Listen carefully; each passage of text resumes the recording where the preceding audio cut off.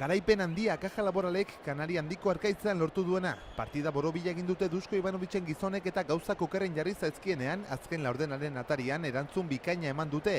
Eta partzial erraldoi bati esker guztiz erabakita utzi dute dema.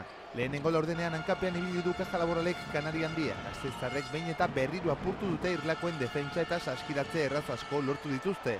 Ondo kontrolatuta eraman du norgehiagoka Baskoniak atseden aldirarte. Milko Bielitzak ere minutu batzuk izan ditu, baina taldeak arreta galdu dut arte batean eta orduan kanariarrak bete-betean sartu dira partidan. Atseden aldirako 6 puntura murriztu dute aldea. Aldagaletatik bueltan defentsa sendotu dute bi taldeek, ezer asko egin gabe 6-8 puntuko aldeak izan ditu une oro Baskoniak, baina laurden amaieran bi gehi bateko bati esker 3 puntura jarri da Herbalife. Pabiloia bero-bero zegoen eta partidak Baskoneren eskuetatik alde egin zezakeela zirudien, baina Gasteiztarren erantzuna ezin hobea izan da. Atzean arresia eraiki dute eta erasoan 5 tiruko sartu dituzte jarraian, azken laurdenean partziala huts eta 21 artean ditu dute eta hortxe amaitu da partida.